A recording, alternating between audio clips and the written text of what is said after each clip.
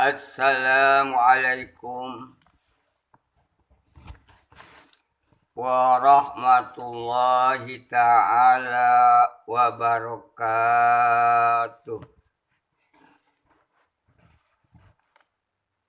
Alhamdulillahilladzi ja'ala syahrus siyam wa hadana syahrul qiyam syahrul Qur'an. Inna akhraja zakatil fitri ala nafsi faradallahu ta'ala fi hadzal qur'ani. Asyhadu an la ilaha illallah wa asyhadu anna sayyidana wa nabiyana Muhammad Rasulullah. Wa qala Nabi sallallahu alaihi wasallam, ad-du'a mustajabah, ad-du'a makbulah. Wa qala fi hada kitab An-Na'il jilid kaopat halaman 302 dan dijelaskan pada kitab Subul Salam jilid kedua halaman 213 dan halaman 214 dan Babus Sahur surat dan Al-Quran, bahwa di dalam kitab An-Na'il dikatakan halaman 302, Bismillahirrahmanirrahim.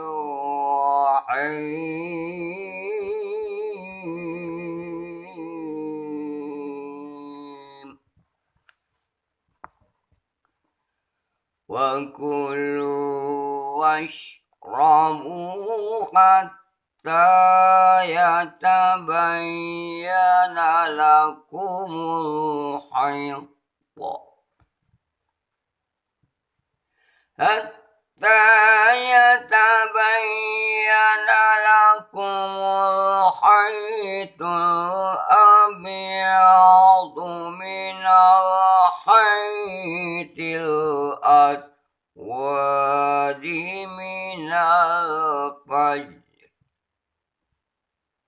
Wa qala Nabi sallallahu alaihi wasallam, faslun ma baina siyamina wa siyami ahli kitab aqlatus syahur.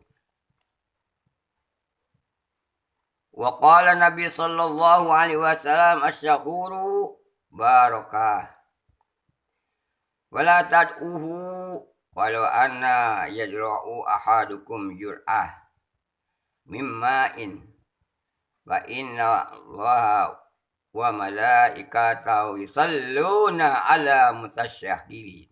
Shadaqallahul adzim.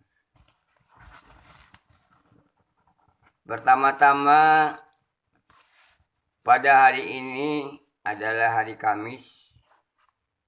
Bertepatan sekali bahwa hari Kamis ini adalah tepat dengan malam Lailatul Qadar tanggal 23. Judulnya yang wajib dijauhkan dikala kita berbuka dan dikala kita sahur.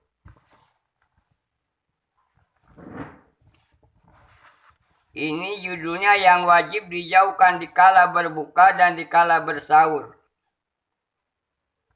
Karena dikala berbuka dan dikala bersahur yang perlu kita dijaga adalah kita jangan sampai mubtila. Mubtila itu bahasa Arab. Harus dijaga jangan sampai batal. Mudah-mudahan semuanya sampai tanggal 23 sekarang hari Kamis puasa kita belum batal.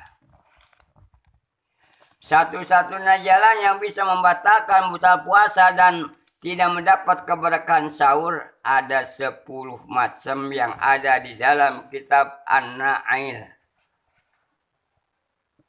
Jilid keempat, halaman 302 dan dijelaskan pada kitab Subul Salam, jilid kedua, halaman 213 dan 214. Barangkali bapak-bapak, ibu-ibu ada yang punya kitabnya, maupun kitab yang kuning atau kitab yang telah diterjemahkan, silakan buka halaman 128.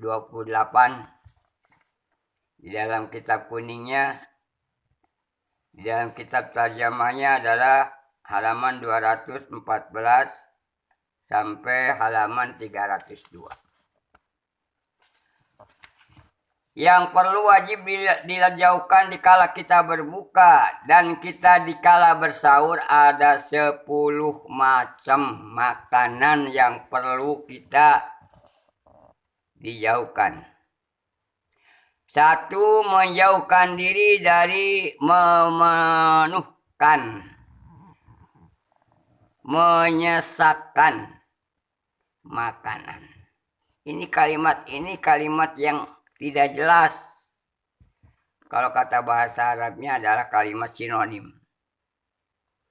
Menjauhkan diri dari memenuhi, karena kita ini berpuasa selalu lapar, selalu aus, segala dibeli, segala disediakan, dipersiapkan di meja makan.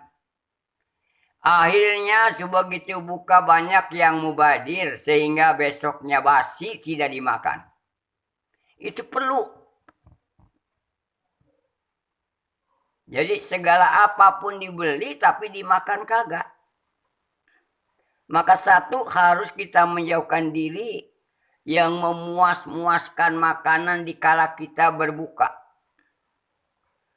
Dan menyesakan dikala sahur. Harus kenyang kita sahur.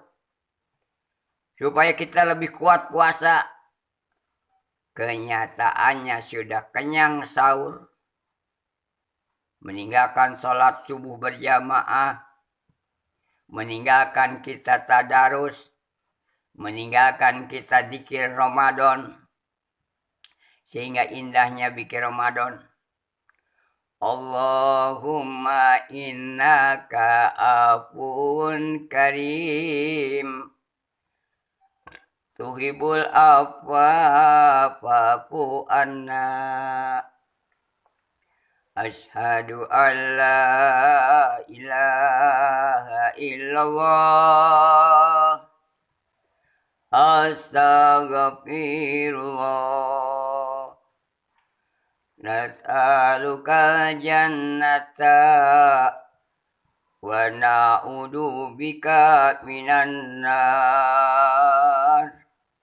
Allahumma salli wa sallim wa barik wa karim. Allahumma salli wa sallim wa barik wa sallim. Allahumma salli wa sallim wa barik alaih wa ala alaih. Alhamdulillah. Itu untuk mengisi Ramadan. Kapan lagi kita bersyukur bertemu dengan bulan Ramadan, bulan menyucikan diri dari penyakit jasmani. Bukan Ramadan adalah menyucikan diri penyakit rohani. Maka dengan kata bahasa sehat walafiat. Itu sering berbicara sehat walafiat. Tapi menghibur Rasulullah SAW untuk membersihkan diri dari penyakit. 11 bulan tidak teratur makanan. Mulut selalu mangap. Ingin es beli, ingin rujak beli. Walaupun racun kita makan. Kalau sudah tahu kapoknya, efeknya baru kapok, tidak akan makan jengkol atau makan sate karena kita punya darah tinggi. Tapi kalau sudah banyak teman mati, meninggal, makan jengkol dengan sate, baru kita insaf nggak mau. Tapi karena manusia sering lupa, maka itu perlu bulan puasa untuk membersihkan penyakit jasmani. Idat atas saumun bil imsak, karena isi perut itu dikatakan bahasa Arabnya idat. Idat itu penuh dengan bergizi, penuh dengan penyakit, penuh dengan kuman-kuman di dalam perut. Begitu puasa panas, aus panas, lapar panas. Akhirnya kuman-kuman di dalam perut itu mati dengan kepanasan, mati dengan lapar. Kuman-kuman di dalam perut itu mati karena kepanasan puasa. Coba mau cara apapun itu puasa diterima oleh ilmu kedokteran. Puasa apapun dengan cara pun akan diterima dengan ilmu kesehatan. Akan diterima dengan logika akal yang sehat. Betul juga puasa ini panas. Perut kita terlalu kenyang. Kalau sehari-harinya, kenapa kalau bulan puasa sudah makan kolak setengah, sudah makan nasi setengah, sayur setengah, buah-buahan setengah piring sudah kenyang. Berarti jelas sudah ada perubahan dari idat. Idat bahasa Arab penuh dengan bakteri, penuh dengan racun. Maka puasa ini adalah untuk as-saumu atasihun. 3 kali Rasulullah SAW mengatakan as-saumu atasihun, as-saumu atasihun. Sehatlah kamu berpuasa. Sehatlah kalian berpuasa. Sehatlah kamu orang yang berpuasa. Jelas diterima oleh ilmu kedokteran bahwa puasa ini, jangankan bulan puasa, orang yang akan dioperasi aja segera berpuasa dulu. Kalau orang mau dioperasi harus diperiksa dulu darahnya, dicuci dulu darahnya, ditenangkan hatinya, dikuatkan jantungnya, baru dokter berani mengoperasi orang. Tidak ada efek sampingan. Banyak yang dioperasi gagal karena belum memenuhi syarat untuk dioperasi. Berpuasa semuanya. Apalagi kita 11 bulan. Idat yang bergizi, yang berpenyakit. Tidak sedikit manusia mempunyai penyakit yang sulit diobati. Penyakit gula darah, penyakit jantung, detak jantung, darah tinggi, mah kronis. Sehingga banyak penyakit yang lainnya, sehingga timbullah penyakit komplikasi. Sebagian harus diobati dengan zat asam, sebagian anti zat asam. Ada lagi anti zat asam, tapi sebagian adalah penyakit perlu zat asam. Contoh, kalau kita penyakit mah adalah membunuhnya dengan pahit-pahitan dan asam-asaman. Pan kalau mah tidak boleh minum yang makan yang berasam. Tidak boleh makanan yang pahit. Serahkan kepada dokter. Ada antinya yang pahit. Makanan aja sudah ada di supermarket dikatakan kue brokoli. Bayangin aja, ada kue brokoli. Kenapa dimakannya nggak pahit? Malah enak. Karena sudah diolah. Diambil zat pahitnya. Kemudian ada zat asam diolah. Menjadi sirup marjan, menjadi sirup apapun. Itu sudah diolah. Padahal kalau melihat jenisnya ada berapa asamnya. Jeruk nipis, berapa asamnya. Jeruk siput, berapa asamnya. Jeruk yang suka pakai masak. Kenapa kalau sudah diolah menjadi obat? Sebab yang membunuh kuman 4. Satu yang membunuhkan kuman adalah zat garam. Dan bagi orang darah tinggi nggak boleh. Kedua yang bisa membunuh kuman adalah manis-manis. Ketiga yang membunuhkan kuman adalah zat asam-asam. Terakhir membunuh kuman adalah zat yang pahit-pahit. Martawali, koneng. Kalau orang Jawa bilang temulawak. Itu. Kalau di bidang obat dikatakan pil, semua pil tidak ada yang enak, pahit semua. Kemudian kurang tidur, diberikan obat tidur. Apa obat tidur? Itu zat-zat yang bisa menenangkan jantung, dia zat-zat yang bisa menenangkan saraf. Tapi kekuatannya hanya 2 jam. Kalau sudah 2 jam hilang. Tidak ada obat sebetulnya waktu di warung, di apotek, hanya bukan obat menahan sakit. Saya sering berbicara dengan orang-orang yang suka memeriksa pasien-pasien, kemudian pasiennya berbicara dengan asisten bahwa tidak ada obat adalah menahan sakit. Obatnya ini adalah menenangkan hati, dan obat itu yang utama adalah jaga pola makan. Mana benar? Kata Menteri Kesehatan dulu, 4 makanan 5 sempurna. Bagi orang yang sehat, 4 makanan 5 sempurna. Bagi orang yang sehat.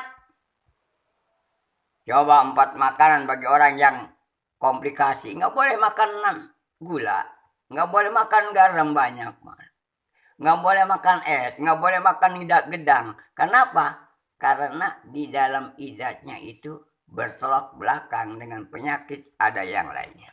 1, menjauhkan diri, memenuhi di mana kita berbuka. Menjauhkan diri di mana kita akan persiapan sahur. Maka hentikanlah apabila kita masih ada waktu berpuasa, supaya as-saumu atasyun, sehatlah kalian berpuasa. Itu kalimat yang singkat, kata Nabi. As-saumu atasyun, as-saumu atasyun. Kedua, tasahurun fil barokah. Siapa orang yang mengerjakan sahur adalah barokah. Alhamdulillah. Apalagi di dalam kitab yang lainnya, asyahuru barokah wala tad'uhu. Kalau sahur itu barokah dan berdoalah minta kepada Allah, maka doa kamu akan diterima oleh Allah Subhanahu wa taala. Wala anna yajra'u ahadukum jur'atan. Walaupun kita ini karena memenuhi syarat sahur, tidak ada makanan yang mau hanya kecuali air putih. Jur'atan minan ma'in. Jadi jur'at ma' itu air, jur'atan itu air putih yang hangat, jangan yang dingin. Kalau anak-anak muda sekarang maunya yang dingin. Walaupun seteguk air, jur'atan. Wa innallaha malaikatahu yusalluna 'ala mutasyakirin. Malaikat berdoa kepada orang yang melaksanakan sahur sebelum subuh. Wa inna malaikatahu yusalluna 'ala mutasyakirin. Maka sungguh Allah Ta'ala akan mengampuni, dan seluruhnya Allah Ta'ala akan berikan rahmat, seluruh Allah Ta'ala akan berikan ampunan, ala mutasyahirun, dan selalu kamu akan dilindungi dengan keberkahan puasa. Alhamdulillah. Ini kitab An-Nail. Banyak kampung kita ahli katakan kampung dok pesantren banyak masan. Belum sampai kepada kitab An-Nail. Apa sih kitab An-Nail? Jarang yang punya. An-Nail pengalaman saya waktu dulu di Dewan Dakwah, banyaknya yang di kitab An-Nailu adalah orang-orang yang intelektual, sehingga terjemahannya juga bahasa Inggris. Sayyan widhab lirian Islam fil barokah. Itu bahasa luar. Kalau kita ini makan teratur, kita hidup beragama, akan dilindungi dengan keberkahan. Sayyan widhab lirian Islam, bila mana Islam tidak dicampur dengan pengetahuan umum, maka tidak ada kemajuan masa depan. Ini hadis kuat. Kata kitab Subul Salam dikatakan bab jilid kedua halaman 213. Faslun ma baina syamina wa syamu alil kitab. Aqlatul sahura adalah perbedaan orang yang berpuasa dengan perbedaan golongan ahli kitab, baik Yahudi maupun Nasrani, adalah perbedaan makannya sahur dan buka. Coba bayangin, bisa nggak notasikannya? Perbedaan Yahudi, perbedaan ahli kitab, hanya satu yang bisa membedakan antara buka dan sahur. Alhamdulillah. Farhatan indal iftar. Sehingga orang yang berbuka akan mendapat kebahagiaan di waktu kita perut lapar dan aus. Indal iftar akan bergembira orang yang berpuasa bila mana ganjaran puasa nanti dikumpulkan dan dibuka melalui banabu royan dari pintu royan. Apa kata royan itu adalah khusus bagi orang-orang yang berpuasa. Alhamdulillah. Doa mustajabah kalau bulan Ramadan ini adalah bulan yang diijabah oleh Allah Ta'ala. Apalagi kita terakhirnya setelahnya kita menunggu datangnya Lailatul Qadar. Sedang ditunggu-tunggu tanggal 23. Belum dapat Lailatul Qadar. Nunggu lagi tanggal 25. Ingin dapat Lailatul Qadar. Tidak berhasil tanggal 25. Menunggu lagi tanggal 27. Terakhir menunggu Lailatul Qadar tanggal 2. Sebab ada keterangan jangan sampai umat Kanjeng Nabi Muhammad SAW tidak berhasil Lailatul Qadar. Ditekan oleh Rasulullah. Puasa kita sebulan kurang sempurna kalau tidak berhasil Lailatul Qadar. Ini penekanan Rasulullah bagi orang yang mengerti. Alhamdulillah. Setelahnya Lailatul kita dapat. Setelahnya puasa kita diterima, disampurnakan dengan zakat fitrah. Tuh, kata bahasa dulu mah zakat fitrah itu sakobok. Lamun ditimbang sakobok itu genep on 2,2 mil. Jadi kalau fitrah 4 kobok berarti 2 kilo 4 on 8 mil. Berarti disampurnakan aja 2,5 kilo. Sebab kalau fitrah kurang dari 4 kobok dimasukkan sodakoh. Tapi kalau kita cukup masuk karena zakat fitrah. Tapi kita mau dilebihin. Wa antasumu khairul lakum in kuntum ta'lamun. Kalau dilebihin itu lebih baik. Puasanya lebih baik. Zakat fitrahnya pun lebih baik. Kemudian kita didoain oleh badan amil zakat. Badan amil zakat nah lamun golongan ustad, golongan kiai, tapi lamun golongan umum. Tapi kalau kan golongan ustad atau golongan kiai mah ajrakallahu fima ateta wa baraka fima abqaita wa ja'alakallahu tahura. 3 perkara langsung Allah dibukakan. Ajrakallahu fima ateta, moga semoga Allah memberikan pahala kebaikan apa yang telah diberikan zakat fitrah. Wa baraka fima abqaita, semoga kekayaan Anda diberikan keberkahan yang tinggal. Berarti yang punya kita itu yang di zakat fitrahkan. Yang tinggal itu belum tentu.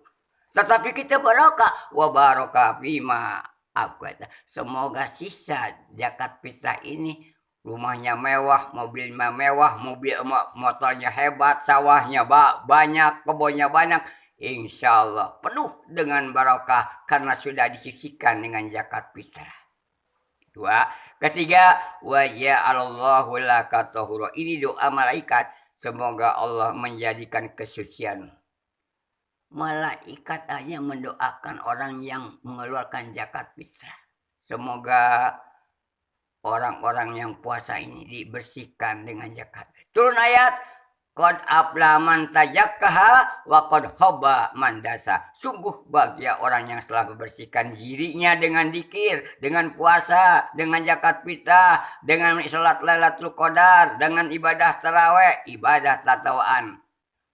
Kita membersihkan penyakit rohani, ngedul sholat, ngedul tobat, ngedul dzikir, ngedul baca Quran, ngedul amal soleh, ngedul sedekah. Tapi alhamdulillah begitu datang bulan puasa selalu sedekahnya banyak, sholat berjamaahnya banyak, sholat isyanya tidak ketinggalan, tarawihnya tidak ketinggalan, silaturahmi dan thalabul ilminya tidak mau ditinggalkan. Ini sudah menjadikan orang hidayah dari Allah. Hidayah itu tidak dipaksakan, tapi memaksakan. Maka syahrul Ramadan alladzi unzila fil Qur'an hudal linnas wa bayyinatin minal huda wal furqan. Berarti rohani kita sudah bisa membedakan mana yang benar, mana yang salah, mana yang hak, mana yang batil, mana yang dilarang, mana yang tidak dilarang, mana yang wajib, mana yang sunat. Itu namanya orang dibukakan hidayah dari Allah Subhanahu wa taala. Sekian tausiah kita ini 25 menit. Mudah-mudahan kita ada keberkahan tausiah. Insya Allah sebelum kita Idul Fitri, kalau kita masih ada waktu senggang, disambung kembali. Wassalamualaikum warahmatullahi ta'ala wabarakatuh.